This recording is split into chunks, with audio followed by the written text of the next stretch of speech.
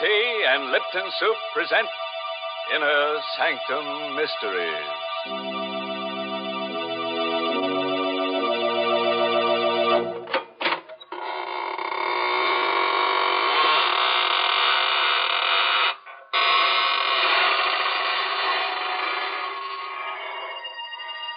Good evening, friends. This is your host of the Inner Sanctum inviting you in through the creaking door. Come on in and enter into the spirit of things. Don't pay any attention to those gurgling sounds you hear. They're the unfortunate ones. The midnight spirits who were caught haunting before midnight. Poor things. All they can do now is gurgle because they've evaporated into distilled spirits. What a horrifying thought, Mr. Host. Can't we ever talk about the brighter side of life?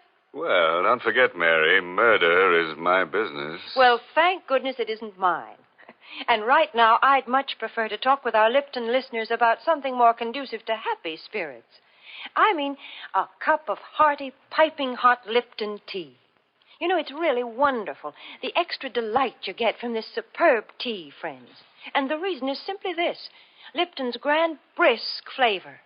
Brisk, you know, is the tea expert's own word for the fresh, full-bodied, lively flavor of Lipton tea. Because unlike ordinary teas, Lipton's is never flat-tasting or lifeless. Lipton tea is always spirited, full-flavored, truly satisfying. Why, I'd even go so far as to say that once you've tried it, I think you'll enjoy Lipton tea more than any other tea you've ever tasted. And I'll go even further, Mary, and introduce our listeners to tonight's story.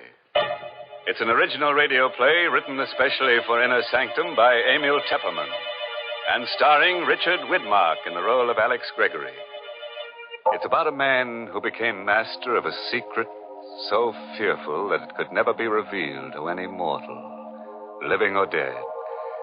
But let him tell you the story himself, how he learned the most terrible secret in all the universe, and what he did with it.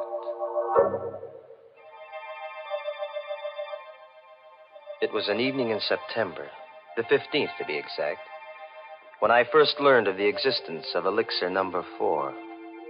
It happened at Professor Jarman's house just off the college campus. You've heard of Jarman, of course. He was to chemistry what Einstein is to physics. But it was his daughter, Elaine, that I was interested in that evening in September when I rang their bell. Well, hello, Alex. Oh, gosh, is it that late? I'm not even dressed. Hi, sweet. Snap it up, will you? The last show starts at 8:30. Oh, it won't take me long. Wait for me in the library. I'll be ready in a jiffy.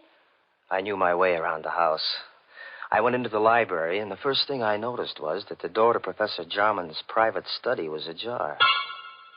It had never happened before. The private study and the laboratory beyond were forbidden territory in the Jarman home. Not even Elaine was allowed in there. And now the door was open. I'd heard stories of Jarman's experiments with new and secret formulae. So here was a chance. A possible chance to find out what the old codger was working on. I couldn't resist. I pushed open the door and I stepped into the private study. I could hear Jarman in the lab talking to himself. Elaine had told me once that he always talked to himself in the lab. I stood quietly in the study, but I couldn't make out what he was saying in there. I looked around. The study was just a small cubbyhole with a chair, a bookcase, and a desk. And on the desk, I saw the open diary. A single sentence was written on the open page. I stepped closer. And then I got the first shock. For that sentence was written in Latin. My Latin was rusty, but I was able to decipher the words, Vitae secretum in elixir quartum perpetus habeo. In Elixir Number 4, I have the secret of perpetus life. Perpetus. That was the one word I couldn't seem to place. In Elixir Number 4, I have the secret of something. Life. I was puzzling over that word perpetus when suddenly the laboratory door was flung open. What are you doing at my desk? Oh, hello, Professor Jarman. I asked you, what are you doing at my desk? Well, the study door was open. I thought I'd see if you were in here. You were reading my diary. Oh, no, Professor. You saw the entry in my diary. Well, really, Professor, I assure you. You read Latin. Latin? Well, I don't understand. You're sure you don't understand Latin? No, I Here don't. I am, Alex. Ready and... Well, is anything wrong? Elaine, I've told you time and again, no one is to be admitted to my study. Oh, I'm sorry, Dad. You must have left the door open. Oh, Alex, you shouldn't I'm have terribly sorry, Elaine. I found the door open, and I thought Professor Jarman was in here. I just wanted to say hello. All right. No harm done, as long as you can't read Latin. Now, get along, you two. I'm busy, but keep out of my study hereafter. I took Elaine to the movies, but I haven't the faintest recollection of what the picture was about. Through my mind kept running that Latin sentence, Vitae secretum in elixir quartum perpetus habeo. When I said goodnight to Elaine at her door after the show, I hurried home to my room and I got out an old Latin dictionary. I looked up the word perpetus. And then I got a strange, cold feeling down my spine. For the word perpetus meant perpetual. The Latin sentence which Jarman had written in his diary meant, in Elixir Number 4, I have the secret of perpetual life. Professor Jarman had discovered the secret of immortality. All the next day, I conducted my chemistry classes purely by instinct. I couldn't take my thoughts from Elixir Number 4. Every voice in the classroom seemed to sing the same refrain. Accomplished by adding to a dilute solution of H2SO4 a quantity Immortality. Never to know the fear of death. To live on serenely. To watch the world change through the centuries. Never to die. It grew on me like a festering tumor, this terrific dream of immortality, everlasting life. I had to have Elixir Number 4. In the afternoon, the first free period I had, I went down the hall to Jarman's office. Come in. May I come in for a moment, Professor? Oh, it's you. Yes, come in, but I haven't much time. Professor, I want to apologize for last night. Let's forget about it. No harm done. Well, whatever it was you had written in your diary, it must have been pretty important. Oh, no, not at all. Only some chemistry notes. Nothing of any importance. Just something I've been experimenting Well, with. I'd be very glad to assist you, Professor. Anything I could do, That's very kind of you, young man, but I don't need any assistance, thank you. As a matter of fact, the experiment is completed. You mean you're all finished? All but the practical application. Oh. Well, couldn't I help you on that? It won't be necessary. Tonight, I'm taking the last step. Tonight? I knew what that meant. Tonight he was going to use Elixir Number 4. He was going to administer it to himself. I had to act tonight or never. Jarman's keys were on his desk. I distracted his attention, and I managed to pick them up without his noticing. Then I hurried across town to a locksmith and had him make duplicates of Jarman's house key, his study key, and his laboratory key. Then I returned to the college, and I managed to replace the keys on Jarman's desk while he was out. Now, I was ready for an adventure into immortality.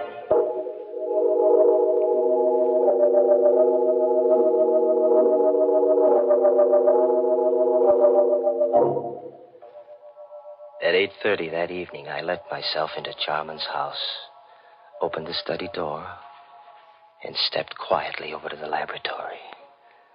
I knew Elaine was at a sorority meeting.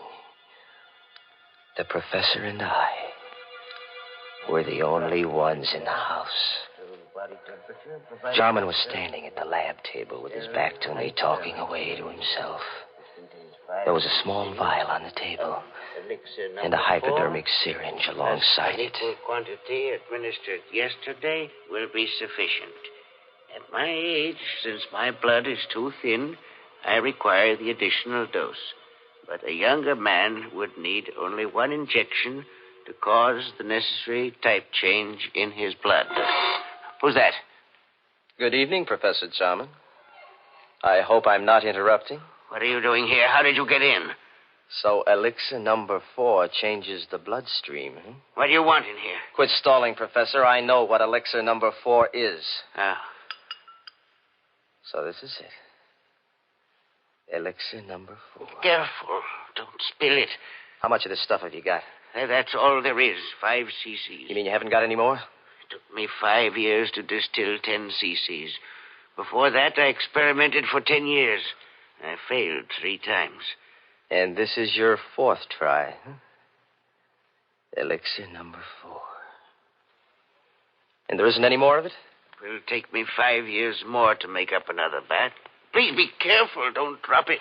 Don't worry, I won't. You said this is enough to make the average man immortal. Me, for instance? It's not for you. You hear me? Not for you. Oh, yes, it is, Professor. It's for me. I won't let you... What are you doing with that mallet? What do you think? No. I'm so sorry, Professor. Wait. I'll let you have it. Don't kill me. I've got to kill you. When I take this dose of Elixir Number 4, I'll be immortal. And I don't want anyone to know it. Go away, you fool. You'll never enjoy your immortality. You'll wish you were dead 1,000 times. I'll come back to remind you. Back to remind you.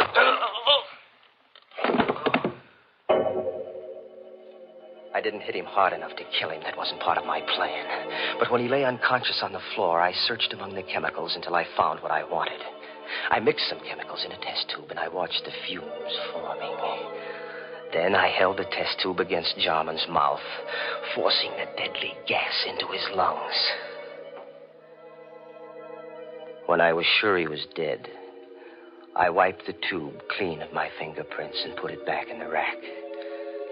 Then I picked up the vial of Elixir Number 4, the hypodermic syringe, and I hurried away, locking all the doors behind me.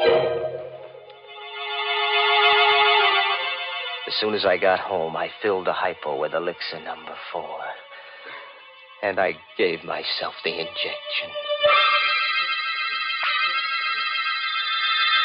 Almost immediately, I felt a strange radiance pervading my body. A new strength was flowing in my blood. I was immortal. I couldn't die. I would go on living and living and living forever.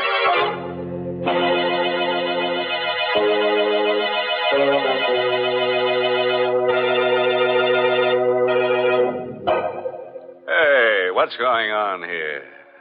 What's all this about living forever? If you ask me, it would be more of a curse than a blessing. Now, just suppose we all took a shot of this Elixir Number 4. Why, think of all the people who'd lose their jobs. Grave diggers and stone cutters and shroud makers and hearse drivers and... Oh, why, go on. You see what I mean. Why, everybody'd be out of a job. We'd all practically starve to death. Well, then, Mr. Host, maybe we can be glad that nobody has ever found the fountain of youth. You know, I think it's not a matter of trying to live forever. The important thing is to get more enjoyment out of every day. Mm-hmm. For instance, Mary. Well, for instance, one splendid way to get more enjoyment out of an otherwise dull day is to invite your friends in for tea. It's a delightful neighborly custom, made even more delightful when the tea you serve is Lipton's, because there's so much extra pleasure in Lipton tea. The party will seem more of a party. The conversation will be more sparkling, and your reputation as a thoughtful hostess will soar to the skies the moment your guests take their first sip of Lipton tea. For Lipton's wonderful brisk flavor makes it a favorite with everybody.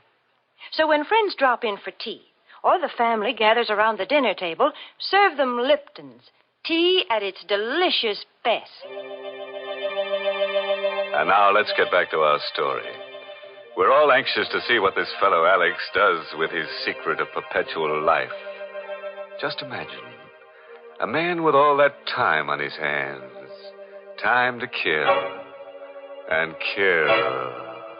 And kill. Immortality. I had it in my blood. I could feel it pulsing in my veins. The vitality, the power. I had to establish an alibi. Not that I expected to need an alibi. Jarman's death would surely look like an accident or suicide when his body was found in the laboratory in the morning. But I wasn't taking any chances on a murder charge. I had so much more to lose now. Wouldn't it be ironic if they were to execute me for murder? Me, an immortal.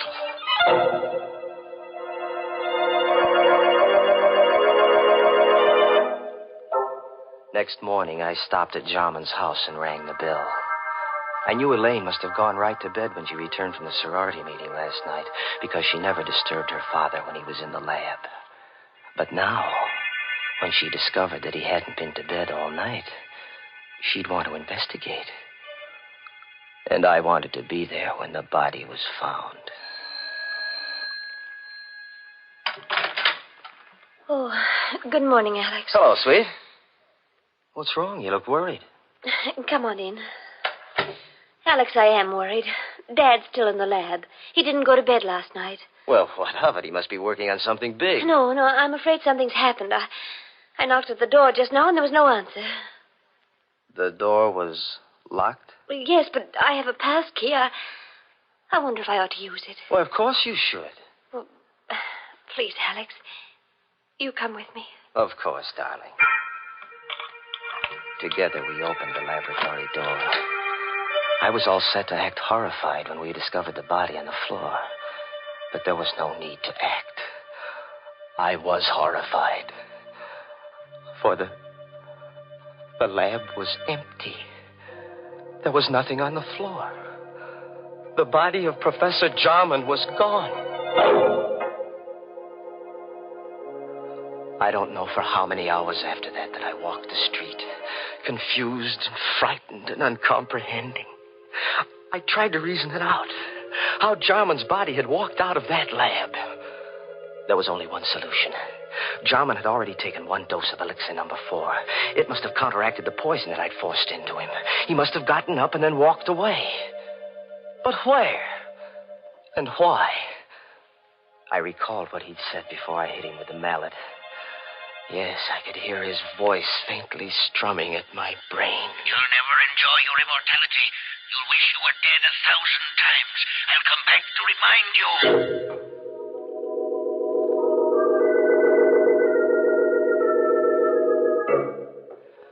The next day, I went to Elaine's house, and I saw that she was taking her father's disappearance pretty hard. Oh, Alex, I don't know what to make of it. Do you think that Dad... that he's... Now, take it easy, baby. Maybe he's just suffering from amnesia. Maybe he just walked out of the house. He might turn up tomorrow. I have a terrible feeling, Alex, that he's dead. What makes you think so? Oh, I don't know. Now, please, Elaine. That won't do you any good. Oh, but it's the uncertainty. If I only knew for sure. Alex. Do you believe in mediums? Communicating with the dead? Do you believe a medium can put you in touch with the dead? Oh, is that what you're thinking of, darling? Going to a medium? But don't you see, Alex, if Dad is dead, maybe... I was worried, too. I had to know if Jarman was dead or alive. I had to know before I could start enjoying life. Yes, that might be a good idea, Elaine. Can't hurt to try. There's a medium in town. Oh, I don't know what I want to do. Let me think about it. Well, sure, darling.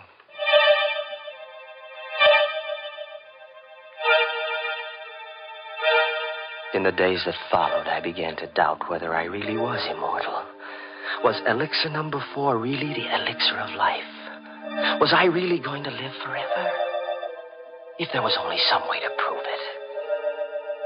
Then I remembered what Jarman had said, that the elixir caused a change of blood type. Well, that'd be easy enough to check. Elaine was taking a medical course, so I asked her to test my blood on the pretext that I thought I had anemia. It won't hurt, Alex. Just the needle. Ouch. There, now I've got all the blood I need. Just sit here a minute while I make the test. Well, does it take long? Only a minute. Alex.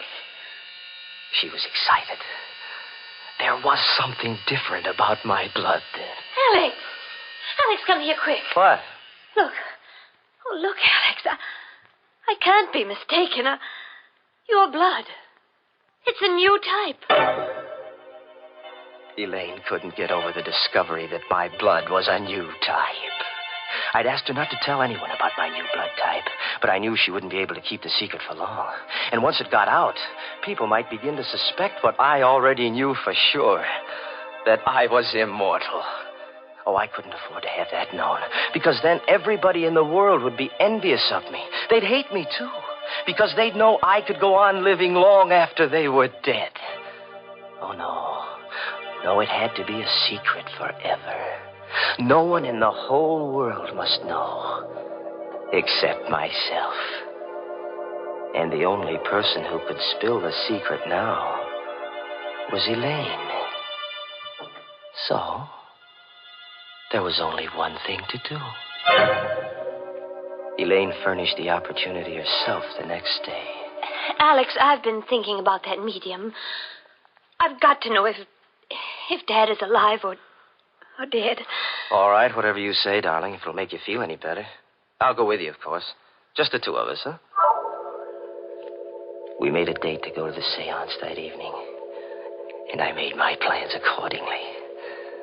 I didn't intend that Elaine should leave the seance alive. We arrived at the medium's house promptly at 9 o'clock. The medium asked Elaine and me to sit close to each other. And then she put out the lights. Alex. It's all right, sweet. I'm right here. I'm right next to you. I'm frightened. Now, there's nothing to be frightened about, darling. I'm right here with you. But it's so dark. I can't see anything. I don't hear anything. Where's the medium? She's still here. She's right across the table. She's gone into her trance. Do you think she'll contact Dad's spirit? I don't know, darling. Wait and see. I timed myself carefully, waiting for the moment when the medium should be well into her trance. Then I took out of my pocket the hypodermic syringe. I held the plunger in my left hand while I gripped Elaine's arm with my right, my thumb over the artery. Alex, my arm, your finger's hurt. It's all right, sweet. Slowly, I brought the hypodermic needle up close to the artery. One bite of the needle, a single plunge of the plunger, and death would come almost instantaneously. And no one in the world could say that it hadn't been heart failure. But suddenly, just as I had the plunger ready, I heard something strange. A sound. In the room where there should have been no sound. You'll never enjoy your immortality. You'll wish you were dead 1,000 times. I'll come back to remind you. Back to remind you. The voice of the dead. Back to remind you. Jarman, where are you? Jarman, stop. You're dead. You're dead, Jarman. You can't be talking. You're dead. I saw your dead body. I killed you myself.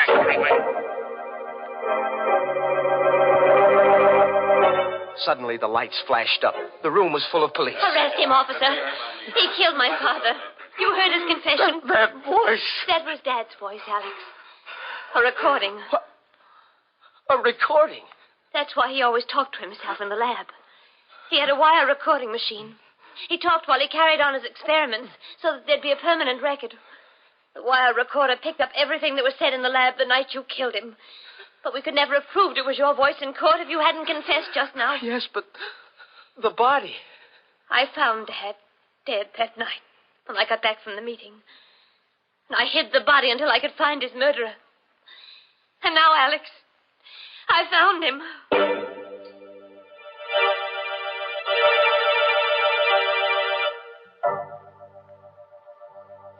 through the trial, Elaine sat and watched me. All the time the jury was out, she sat and watched me. And she watched me while they read the verdict of guilty. Her eyes never left me when I stood up to be sentenced and heard the judge say, Alex Gregory, it is the judgment of this court that you be confined to the penitentiary for the rest of your natural life.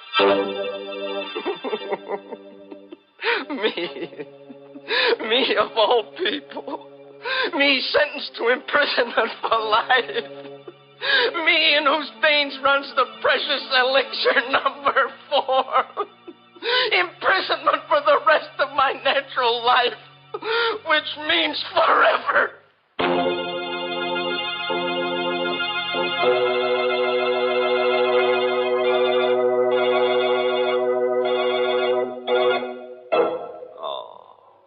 I feel kind of sorry for Alex. He really got a tough break. Locked up in a cell for all eternity and no way out. Yes, looks like they'll have to build a new jail around him every 1,000 years or so. Of course, there's one way out for him. He could let his beard grow for a couple of centuries, and when it gets long enough, he could hang himself. Oh, imagine such a thing, Mr. Host. Yes, it would be sort of breathtaking, wouldn't it, Mary? Poor Alex. He probably had many good impulses in his lifetime. Yes, the trouble is he didn't follow them. Well, Mr. Host, I'm afraid that's something we all do every now and then. For instance, perhaps some of you Inner Sanctum fans have promised yourselves the pleasure of trying Lipton tea, but somehow just haven't gotten around to it. Or maybe you've just forgotten it when you're writing out your grocery list. Well, this time, make sure. Add Lipton tea to your grocery list right now, for until you do try it, you're missing a real treat. Why not start enjoying lively, full-bodied Lipton tea beginning tomorrow?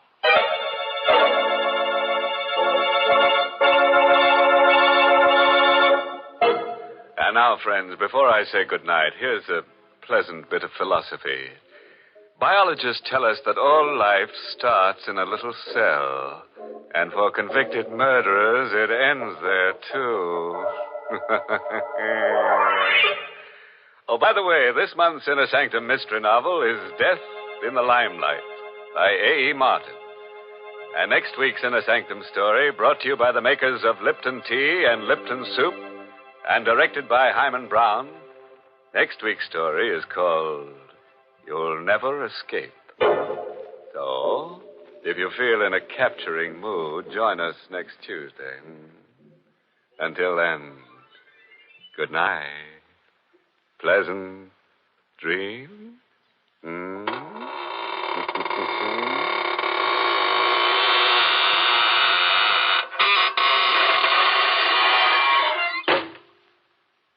Friends, you want to know how to make an ordinary meal into a feast? Start it right. Start it bright with tempting, heartwarming Lipton's Noodle Soup. Lipton's Noodle Soup is ready to serve in a jiffy, and what a treat it is. Lots of tender, golden noodles and a world of real chickeny flavor that makes it taste homemade. It's economical, too. Lipton's Noodle Soup mix costs less and makes lots more than canned soups. So try Lipton's Noodle Soup real soon. And don't forget to tune in next week at the same time for another Inner Sanctum mystery.